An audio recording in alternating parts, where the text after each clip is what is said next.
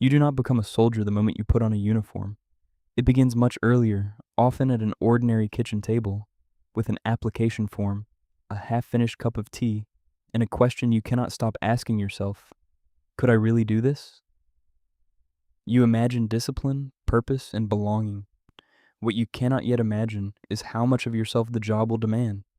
At the recruitment office, the posters show confidence, teamwork, and adventure. The conversation is more practical. Fitness standards, medical checks, background screening, trade choices, commitment.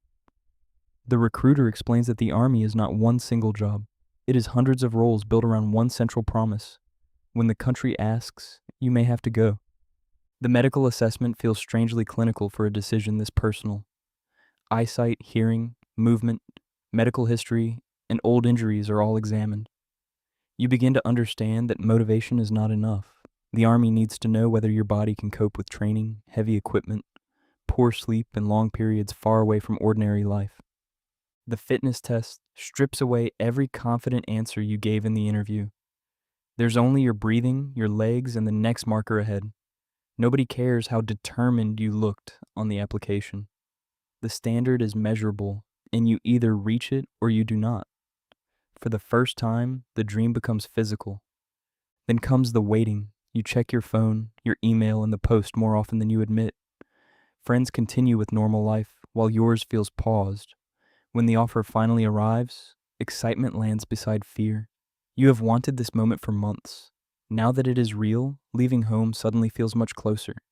The night before training, your room looks almost untouched, but it no longer feels permanent. A packed bag sits by the door. Family members try to sound positive. Nobody wants to make the goodbye harder. You lie awake imagining the instructors, the shouting, the early mornings, and whether everyone else will be tougher than you. At the training center, individuality disappears quickly. Bags are searched, paperwork is checked, kit is issued, and names are replaced by surnames. The pace is immediate.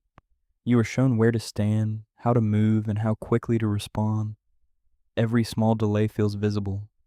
You realize there will be very few private mistakes here. Your first room inspection is a lesson in impossible detail. A crease is wrong. A locker is untidy. Dust appears where you were certain there was none. The point is not really the bed or the floor. It is learning that standards matter even when you are tired, rushed, and convinced something is good enough. Days begin before sunrise. Wash, dress, clean, form up, eat, train, repeat.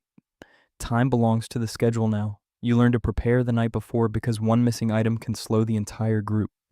The routine feels relentless, but gradually it begins to replace panic with habit.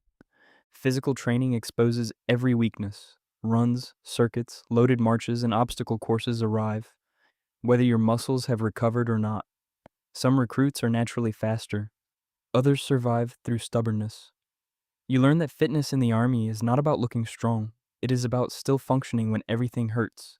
Drill seems simple until you have to perform it perfectly with 30 other people.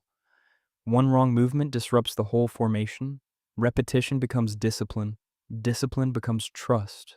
The instructors are teaching more than marching. They are teaching you to listen, react, and place the team above your embarrassment. The first time you handle a service weapon, the atmosphere changes. The rules are repeated constantly. Muzzle awareness, safe direction, clear checks, no casual behavior. This is not a film prop or a symbol of status. It is a serious responsibility, and carelessness can have permanent consequences. On the range, every movement is controlled.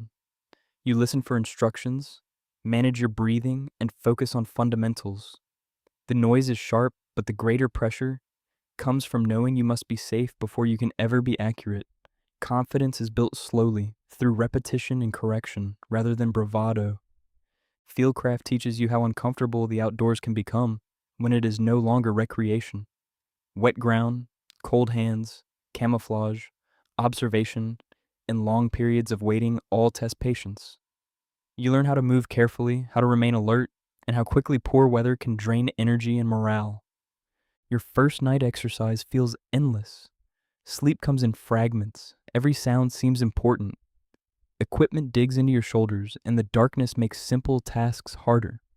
By morning, you are exhausted, muddy, and strangely proud. You have discovered that you can keep going long after comfort has disappeared. Not everyone copes at the same pace. One recruit begins falling behind, missing instructions, and doubting whether they belong. The group is frustrated at first because one person can affect everyone. Then something changes. People start helping with kit, checking details, and offering encouragement. Teamwork stops being a slogan. The loaded march becomes a private battle fought in public. Your feet burn, your shoulders ache. The person beside you is suffering too, but nobody wants to be the first to stop. The finish is not dramatic. There's no cheering crowd, just relief, blistered feet, and the knowledge that the group arrived together. Eventually, you fail something that matters, a test, an inspection, a navigation exercise, or a fitness standard.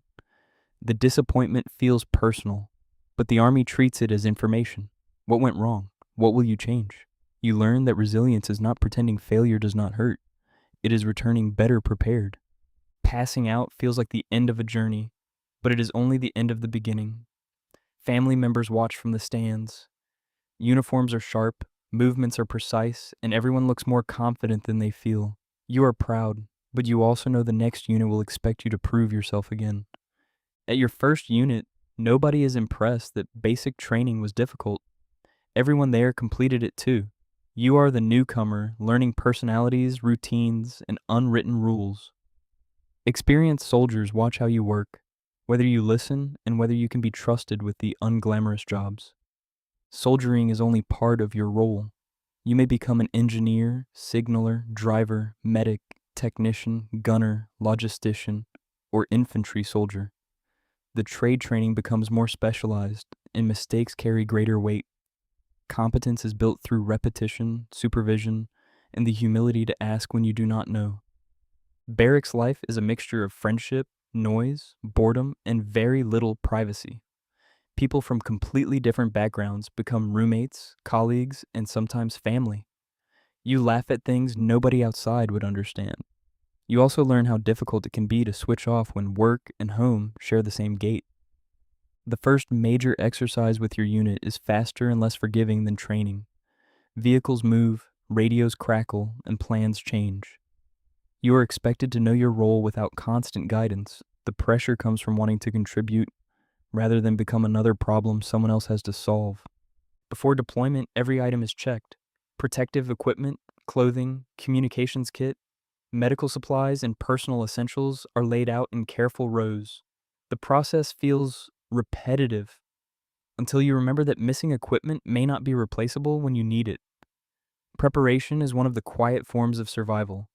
Telling your family about deployment is harder than telling yourself. You use calm words: training, team, preparation, limited risk. They nod because they want to believe you, but their questions reveal the fear underneath. You begin to understand that military service is carried by families as well as soldiers. Departure day is full of restrained emotion. Bags are loaded. Final instructions are given. Some people hug quickly. Others hold on too long. You walk away because that is what the schedule requires, not because the goodbye feels complete. The aircraft door closes on one version of normal life. The new environment is unfamiliar from the first step. Heat, dust, cold, altitude, or noise changes how every task feels. The base has its own rhythm, barriers, and rules. You are briefed on threats, responsibilities, and local conditions. Suddenly, training scenarios have consequences beyond assessment scores. On the first patrol, you notice everything and understand very little. Every vehicle, rooftop, doorway, and person feels significant. Experienced soldiers appear calm, but their attention never stops moving. You learn that professionalism is not the absence of fear. It is controlling fear well enough to make sound decisions. Military service is not always confrontation. Sometimes it is speaking with local communities, protecting infrastructure, supporting partner forces, or helping people navigate the disruption around them. These encounters remind you that every operation takes place where ordinary people are trying to live ordinary lives. Deployment soon becomes a routine built inside uncertainty. Briefings, checks, patrols, maintenance, food, and broken sleep repeat day after day. Boredom and danger can exist minutes apart. The challenge is staying disciplined when nothing happens, so you're ready when something suddenly does. An alarm cuts through the base, and routine disappears instantly.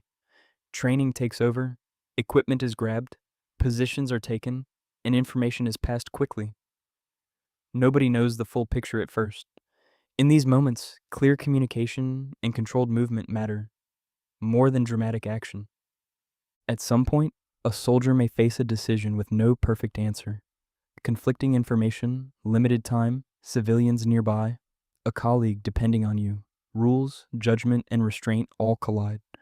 The weight of the role is not simply being able to act, it is knowing when not to.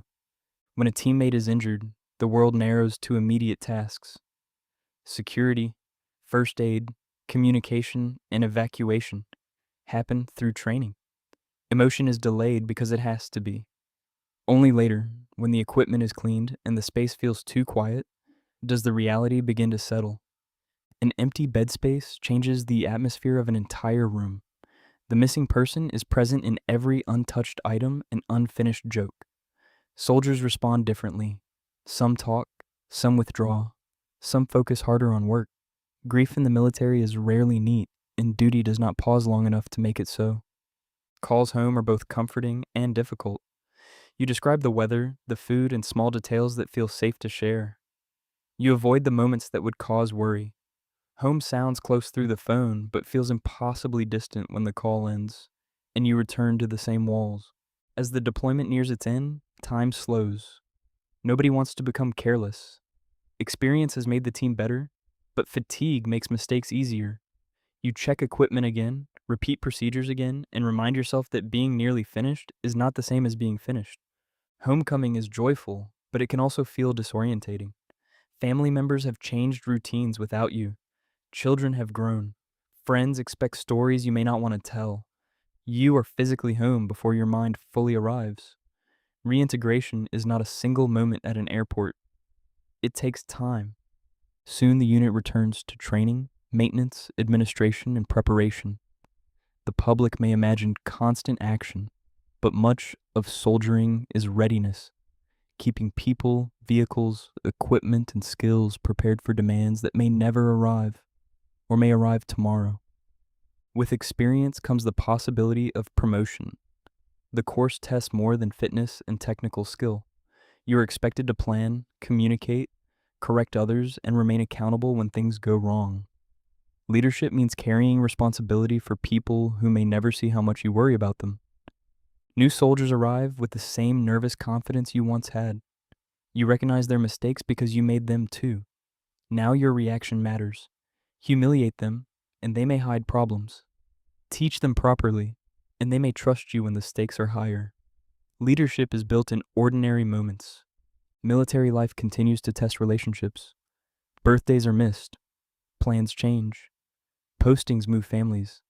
Exercises interrupt routines. The uniform may belong to one person, but the uncertainty belongs to everyone close to them. Service creates pride, but it also creates absences that cannot always be repaired. Years of carrying weight, running on hard ground, sleeping badly, and working through minor injuries begin to accumulate. Knees ache, hearing changes, old problems return. Soldiers are trained to keep going, but eventually many learn that reporting an injury is not weakness. Ignoring it can end a career. Eventually you begin to ask another difficult question. Who are you without the Army? The structure that once felt restrictive has become familiar. Leaving means freedom, but also uncertainty. Qualifications, housing, employment, and identity all need planning. Civilian life is not simply military life with fewer rules. On your final parade, the uniform carries years of memory, training grounds, friends, deployments, arguments, laughter, loss. The moment is quieter than your passing out parade because you understand more now. You're not only leaving a job, you're leaving a version of yourself shaped by service. After the uniform is folded away, some habits remain. Early rising, checking exits, preparing for problems, loyalty to people you serve beside. Life as a soldier is not a continuous adventure, and it's not defined only by conflict. It is a life of discipline, sacrifice, responsibility, and consequences. that may remain long after the service ends.